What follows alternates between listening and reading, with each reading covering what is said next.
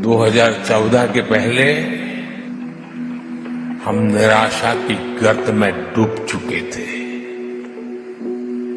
हताशा, निराशा ने हमको जकड़ लिया था। आज देश आत्मविश्वास से भरा हुआ है। Wake up to reality.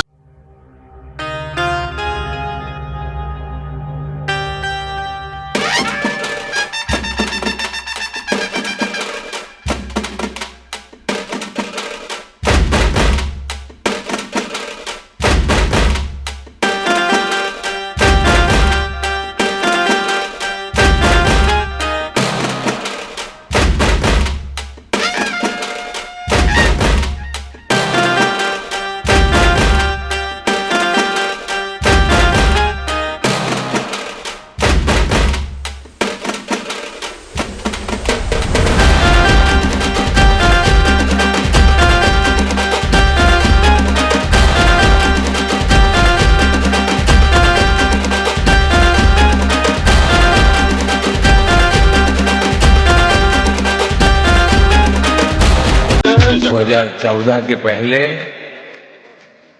हम निराशा की गर्त में डूब चुके थे। अब ये क्या कह दिया प्रधानमंत्री जी ने, बताओ, इतनी बड़ी बेइज्जती। अंधभक्तों, तुम्हारे पापा कुछ सोच समझकर बोलते हैं कि नहीं बोलते हैं? नहीं। अब यहाँ पर कोई हमारे प्रधानमंत्री जी से पूछे कि एम्स जैसे इंस्टीट्यूट, आईआईटी जैसे इंस्टीट्यूट, इसरो जैसी ऑर्गेनाइजेशन, एलआईसी, भेन, highways, liberalisation, foreign investments, white revolution, green revolution, ये सब क्या 2014 के बाद आया है? 2014 के पहले हम निराशा की गर्त में डूब चुके थे।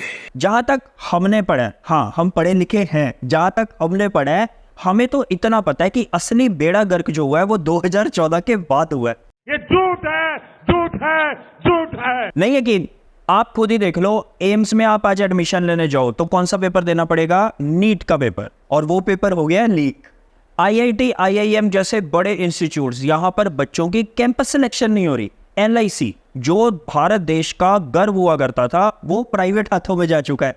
हाईवेज की बात कर लो, टोल टैक्स का किराया इतना बढ़ चुका है कि उसके सामने पेट्रोल भरवाना सस्ता लगता है। जब मोदी जी ने 2014 में ये बात कही थी कि बहुत हुई पेट्रोल की मार, अब की बार मोदी सरकार, उनका ये मतलब था कि पेट्रोल सस्ता नहीं करेंगे, टोल टैक्स इतना बढ़ा देंगे कि पेट्रोल अपने आप सस्ता लगेगा। वाह मोदी जी वाह। फॉरेन इन्वेस्टमेंट्स की बात कर लो, फॉरेन से इन्वेस्टमेंट्स आना तो बहुत दूर की बात है, फॉरेन की कंपनीज अपनी बोरिया बिस्तरा उठाकर इस देश से भाग रही है। नौकरियों का तो बुरा हाल है, एजुकेशन सेक्टर उसका बट्ठा बैठा हुआ है, हॉस्पिटल्स इतने महंगे हो गए हैं कि आप अगर इलाज करवाने जाते हो तो आपका घर बाहर तक बिक जाता है। हमारी रेलवेज, उसकी हालत देख लो, उसकी हालत ये है कि हमारी ट्रेन्स जो हैं वो इकोनॉमी से ज़्यादा जल्दी पटरी से उतरती है। एयरपोर्ट्स की छतें लीक हो रही हैं, एयरपोर्ट्स छोड़ो, एयरप्लेन्स की छतें लीक हो रही है। और तो और 2014 के बाद ऐसा समय आया है, ऐसा काल चक्र आया है कि जिसके अंदर भगवान को भी नहीं बख्शा गया। राम मंदिर, इतना गुणगान किया गया उसका, इतनी बड़ी हाइप क्रिएट की गई, आज क्या हालत है? आज उसके मेन पुजारी का बयान आता है कि राम मंदिर में जो गर्भगृह है उसकी छत लीक हो रही है। और अभी लेटेस्ट एक और खबर सामने आई है जिसके अकॉर्डिंग अयोध्या में जितनी भी जमीनें बांटी गई हैं, राम मंदिर के आसपास जितनी भी जमीनें खरीदी गई हैं 2020 से 22, 23, 24 तक, इनफैक्ट उनमें सबसे ज्यादा जमीनें किसने खरीदी हैं? बीजेपी के मंत्रियों ने, ब्यूरोक्रेट्स ने, या फिर बीजेपी की जान पहचान के लोगों ने। वाह मोदी जी वाह। इसीलिए हम कहते हैं कि अंधभक्तों, अपने पापा को बोलो थोड़ा सोच समझ कर बोला करें। अगर नहीं कर सकते तो एटलीस्ट हमें तुम्हारी तरह बैल बुद्धि समझना बंद कर दे कि वो कुछ भी बोलेंगे और हम मान जाएंगे। राम मंदिर से याद आया, पहले के नेता, उनमें एटलीस्ट एक चीज तो हुआ करती थी कि उनके अंदर भगवान का थोड़ा बहुत डर हुआ करता था। लेकिन आज के नेता वो इस डर से भी ऊपर उठ चुके हैं। मैं कन्विंस हो चुका हूं कि परमात्मा ने मुझे भेजा है।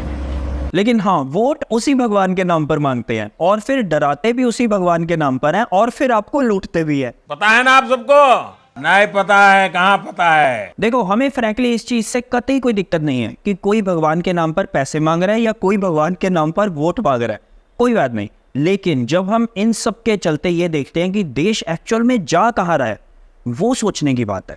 इस साल करीब 4300 करोड़पति भारत छोड़ देंगे। ये बात हेनले एंड पार्टनर्स की ताजा रिपोर्ट में कही गई है। और आज की वीडियो हमारी रिक्वेस्ट है आप एंड तक देखना, क्योंकि आज की वीडियो देखने के बाद आपको एटलीस्ट ये चीज तो क्लियर हो जाएगी कि किस तरह से आपको अंधेरे में रखा जाता है और देश वाकई आज संकट में है।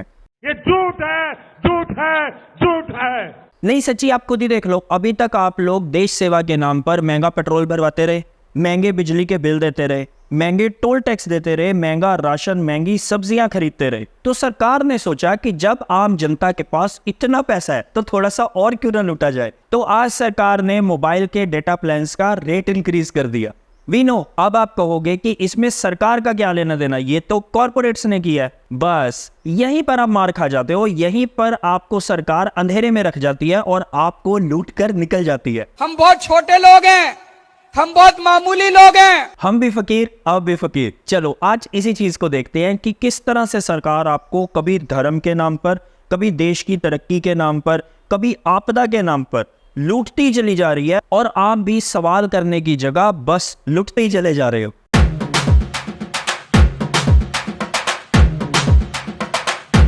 हम्बा हम्बा रम्बा रम्बा कम्बा कम्बा। सबसे पहले तो आप लोगों को मुबारक हो, मोबाइल का डेटा महंगा हो गया है। मतलब अब जो आप रिचार्ज करवाते हो वो महंगे हो गए हैं। वोडाफोन, एयरटेल, जियो, इन सब ने एक साथ अपने प्लान्स के अंदर कम से कम 10 नहीं तो 15% का इंक्रीज कर दिया, इजाफा कर दिया। अब इसके चलते एक साल के अंदर आम जनता की जेब से कितने पैसे निकाले जाएंगे? 35,000 करोड़ ये एक्स्ट्रा पैसे निकलेंगे। और ऐसा हम नहीं कह रहे हैं, ये कैलकुलेशन कांग्रेस ने की है। अब एडिशनल पर ईयर बर्डन जब मैं बोलता हूं 34,824 करोड़ होगा आप सब पर, मुझ पर, आप पर, तो इसका क्राइटेरिया, मापदंड क्या है? एवरेज औसत जो रिलायंस जियो का टैरिफ इंक्रीज है आपने देखा 20% है। मासिक औसतन आय उनको 152 रुपया 55 पैसे है। ये मैं नहीं कह रहा, ये ट्राई ने अपनी रिपोर्ट में लिखित में दिया है, मैं एक्सट्रैक्ट भेज रहा हूं। तो उन्होंने 20% अगर बढ़ाया तो लगभग 30 रुपया 51 पैसे प्रति कस्टमर बढ़ाए। 48 करोड़ कस्टमर्स हैं। तो अगर मैं कम से कम औसतन भी ले लूं, वो भी ना लूं जो प्लान में 22% बढ़ाए हैं, आप औसत भी ले लें, तो 1464 करोड़ रुपया अतिरिक्त बोझ जियो के कस्टमर्स पर है, यानी 17,568 करोड़ सालाना। इसी प्रकार से 15% एयरटेल ने औसतन रेट बढ़ाया, जैसा मैंने बताया, तो 152 रुपया 55 पैसे महीने की औसतन आय है, तो ये बन गए 22 रुपया 88 पैसे पर कस्टमर अतिरिक्त जो देने होंगे। उनके कस्टमर की संख्या है 39 करोड़। 39 करोड़ से गुना करिए, बन गए 892 करोड़, सालाना बन गए 10,704 करोड़। तीसरा है वोडाफोन आइडिया, उन्होंने बढ़ाए औसतन 16%, जैसा मैंने आपको बताया, तो 152 रुपया 55 पैसे का 16% अगर अतिरिक्त हो जाए बन गया 24 रुपया 40 पैसे प्रति कस्टमर प्रति माह। उसको मल्टीप्लाई कर दीजिए 22 करोड़ 37 लाख कस्टमर से, तो वो बन गए 546 करोड़ हर महीने अतिरिक्त जो उन्होंने बोझ डाल दिया, और ये बन गए 6,552 करोड़। चलो कांग्रेस कुछ भी कहती रहे, लेकिन हमें बिल्कुल दिक्कत नहीं है टैक्स देने से, हमें बिल्कुल दिक्कत नहीं है अगर रेट्स इंक्रीज भी हो रहे हैं तो। लेकिन जब हम ये देखते हैं ना कि ROI, रिटर्न ऑफ इन्वेस्टमेंट, की जो हम सरकार को दे रहे हैं उसके बदले में सरकार हमें वापस क्या क्या दे रही है, तब हमारा दिल दुखता है। और अब तो हालात ये हो गए हैं कि पहले सरकार एटलीस्ट ये बताया करती थी कि हर महीने सरकार ने कितनी GST कलेक्शन की है हर स्टेट से, इसका एक प्रॉपर आंकड़ा जारी करा करती थी। अब वो भी नहीं करने वाली, अब उसको भी बंद कर दिया। बताओ क्या समझ रखा है आम जनता को हमारी फाइनेंस मिनिस्टर ने? मैं इतना लहसुन प्याज नहीं खाती हूँ जी, सो डोंट वरी। मैं ऐसे परिवार से आती हूँ जहाँ अनियन प्याज का मतलब नहीं रखते हैं। हद है, हम तो खाते हैं, हमें तो खाने दो, हमसे क्यों छीन रहे हो? हमको नहीं पता। अब GST का आंकड़ा क्यों छुपाया जा रहा है? अब GST सरकार उसकी डिटेल्स, उसके नंबर्स बताने से क्यों मना कर रही है? क्योंकि अगर बताएगी तो आपको और हमको पता चल जाएगा कि सरकार कितना माल अंदर कर रही है, और हम फिर सवाल पूछेंगे। हम कहेंगे ये माल जो अंदर किया इसको खर्च कहां पर किया, उसका जवाब सरकार के पास बिल्कुल नहीं है। हमको कुछ नहीं पता। तो बेस्ट तरीका क्या है? डेटा को छुपा लो, जैसे बाकी डेटा छुपाए जाते हैं। जैसे फार्मर्स कितने सुसाइड करते हैं एक साल के अंदर, उसका डेटा छुपा लिया जाता है। कोविड के दौरान कितने लेबर एक स्टेट से दूसरी स्टेट जाते हुए रास्ते में मारे गए, उसका डेटा छुपा लिया जाता है। कितनी एमएसएमईज लॉकडाउन के टाइम पर बंद हो गई, इसका डेटा छुपा लिया जाता है। अब ठीक उसी तरह जीएसटी कलेक्शन का भी डाटा छुपा लो। अच्छा, जीएसटी कलेक्शन का डेटा छोड़ते हैं, लेकिन आपको याद होगा हमारे मोदी जी एक बात पर बहुत ज्यादा इतराते थे।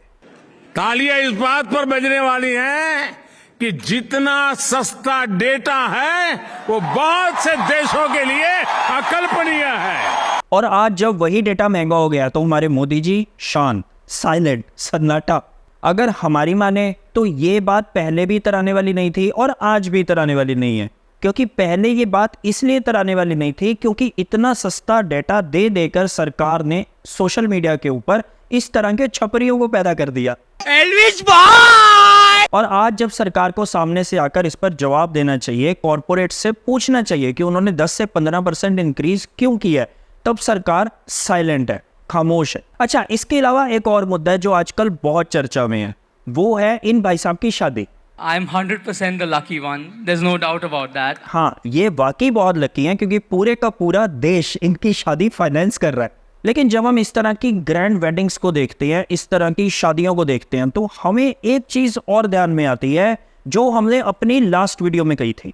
अच्छा, हमें तो कहीं ना कहीं प्रधानमंत्री की पूरी स्पीच को सुनकर ऐसा भी लगता है कि जिस तरह से लीडर ऑफ अपोजिशन के अकॉर्डिंग इस देश के अंदर 2 तरह के शहीद बना दिए गए हैं, उसी तरह से 2 तरह की बालक बुद्धि भी बना दी गई है, 2 तरह के बालक भी बना दिए गए हैं। और नहीं तो क्या, आप खुद ही सोच कर देखो कि क्या आज इस देश के अंदर 2 तरह के बालक नहीं बना दिए गए हैं, एक अमीर बालक और एक आम आदमी का बालक। चलो हम थोड़ा सा और समझा देते हैं। अब एक आम आदमी वो अपना पेट काट काट कर अपने बच्चे को पढ़ाता है, उसको एग्जाम की तैयारी करवाता है, उसका बच्चा भी दिन रात मेहनत करता है और एग्जाम देकर आता है। और जब वो एग्जाम देकर बाहर निकलता है, घर वापस पहुंचता है, तो उसको पता चलता है कि एग्जाम कैंसिल कर दिया गया है। क्यों? क्योंकि पेपर लीक हो गया है। अरे सर, बच्चों की जिंदगी खराब कर दी। 641 नंबर है मेरी बेटी के, 641। वी वर अश्योर्ड कि कम से कम एडमिशन तो मिलेगा, अब तो पता ही नहीं है क्या होगा। फिर इंसान कहाँ जाएगा? फिर इंसान किससे पूछेगा? एजुकेशन मिनिस्टर से। एजुकेशन मिनिस्टर हमारे इतने ग्रेट हैं, एक था अलेक्जेंडर दी ग्रेट और एक है हमारे धर्मेंद्र प्रधान जी ग्रेट। ये सिरे से मुकर जाते हैं कि नहीं, पेपर लीक ही नहीं हुआ। पेपर लीक का मामला आया है सर, कोई पेपर लीक नहीं, बिहार में अरेस्ट हुआ है, दिल्ली में भी अरेस्ट हुआ है सर, दिल्ली में भी अरेस्ट हुआ है। मैं आपको विनम्रता से कहूं, पेपर लीक की कोई घटना की कोई पुख्ता प्रमाण नहीं है। फिर एज यूजुअल क्या होता है, सरकार बात को घुमाना शुरू कर देती है, सरकार इधर उधर की बात करना शुरू कर देती है। कभी आरोप तेजस्वी यादव पर लगा दो, कभी प्रियंका गांधी पर लगा दो, कभी कांग्रेस के ऊपर लगा दो, बस बात को गोल गोल घुमाते रहो। ये मत मानो कि पेपर लीक हुआ है। और उसके बाद जब सरकार देखती है कि नहीं, हल्ला ज्यादा हो गया है, इससे बात नहीं बनेगी, तो सरकार क्या करती है, अपना बेस्ट हथियार निकालती है और उसको चला देती है। वो है चुप्पी, सन्नाटा, साइलेंस। और फिर हमेशा की तरह एंट्री होती है सुप्रीम कोर्ट की, एक सुपर हीरो की तरह। और सुप्रीम कोर्ट सरकार का काम करता है, वो ये पता लगाने का काम करता है कि पेपर वाकई में लीक हुआ है। अब कितने बड़े स्केल पर लीक हुआ है वो पता लगाना है। ठीक उसी तरह जिस तरह से इलेक्टोरल बॉन्ड्स के टाइम पर सुप्रीम कोर्ट ने एसबीआई की सुताई की थी, उसी तरह से आज सुप्रीम कोर्ट एनटीए की और सीबीआई की सुताई कर रहा है। वैसे अब सुप्रीम कोर्ट ने एनटीए को सीधे सीधे ये निर्देश दे दिए हैं, उन्होंने सीधी सीधी पूरी फुल डिस्क्लोजर रिपोर्ट मांगी है एनटीए से। और तो और सुप्रीम कोर्ट ने सीबीआई से भी डिटेल्ड रिपोर्ट मांगी है कि अब तक की इंक्वायरी में क्या पता चला है, इंक्वायरी कहां तक पहुंची है। देखा, एक ये बात मनवाने के लिए कि हाँ पेपर लीक हुआ है, सरकार ने स्टूडेंट्स की, पेरेंट्स की हालत खराब कर दी। 1 साल गया बाबू हमारा, कोई बात नहीं ना, उम्र निकली जा रही। अरे सुन लो। अब ऐसा हुआ क्यों? क्योंकि यहाँ पर किसी भी बिल्डर का, किसी भी मंत्री का, किसी भी ब्यूरोक्रेट का, किसी भी बड़े बिजनेसमैन का बच्चा इन्वॉल्व नहीं था। किसका बच्चा इन्वॉल्व था? आम आदमी का।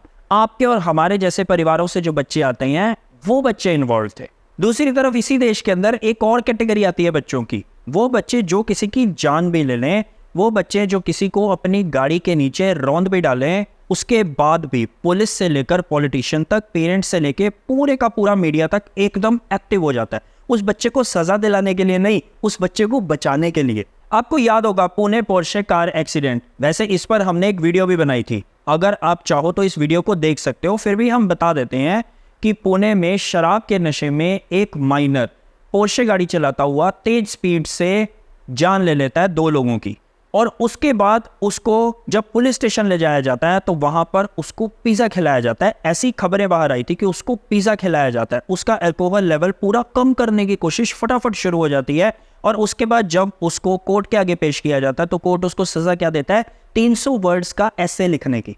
और आपको बता दें, इतना आउटरेज होने के बाद भी पब्लिक में आज भी उसकी वो सज़ा बरकरार है, आज भी उसको माइनर की तरह ही ट्रीट किया जा रहा है, उसको एडल्ट की तरह नहीं ट्रीट किया जा रहा। इसी तरह का एक और एक्सीडेंट अभी हाल ही में हुआ है मुंबई में, जहां एक लेडी की मौत हो जाती है। और इस केस की डिटेल्स जो हैं, ये जो इंसिडेंट हुआ है इसकी जो डिटेल्स हैं इतनी ज़्यादा क्रूअल हैं कि आप अगर सुनोगे तो आप शॉक हो जाओगे। इस केस में भी एज यूजुअल एक BMW लग्जरी कार है, एक अमीर बाप का बच्चा है और एक ड्राइवर है। चलो आपको थोड़ी सी डिटेल दे देते हैं कि इस केस में एक्चुअल में हुआ क्या है। 7 जुलाई को सुबह 5:30 बजे एक कपल मछली बेचने के लिए 2 व्हीलर पर निकलता है और पीछे से एक BMW तेज स्पीड से आती हुई उसको हिट करती है। इम्पैक्ट इतना जबरदस्त होता है कि जो हस्बैंड होता है वो बोनट के ऊपर गिर जाता है और जो लेडी होती है वो कार के अगले चक्के में फंस जाती है। हस्बैंड बोनट के ऊपर बैंग करता है कार को रोकने के लिए, लेकिन ड्राइवर कार को नहीं रोकता और लेडी जो होती है वो 1.5 से 2 किलोमीटर तक उसको ड्रैग करता हुआ चला जाता है। अब आगे जाकर जो कार को चला रहा होता है वो कार को रोकता है और अपने ड्राइवर के साथ सीट को एक्सचेंज करता है, जो कि CCTV में देखा जा सकता है। अपने ड्राइवर के साथ सीट को एक्सचेंज करता है, नंबर प्लेट बदलने की कोशिश करता है जो पिछली बैक सीट पर मिलती है पुलिस को, और तो और पार्टी का स्टिकर तक हटाने की कोशिश करता है। अब पार्टी का स्टिकर क्यों हटाने की कोशिश करता है, क्योंकि जो एक्यूज्ड है उसका नाम है मिहिर शाह और जो उसके फादर है वो है राजेश शाह, जो एकनाथ शिंदे की शिवसेना में एक लीडर थे, क्योंकि अब शिवसेना ने उनको उनकी पोस्ट से हटा दिया। 2 दिन के बाद पुलिस मिहिर शाह को ट्रैक करती है और उसको अरेस्ट कर लेती है और मिहिर शाह खुद से ये सारा जुर्म कबूल करता है।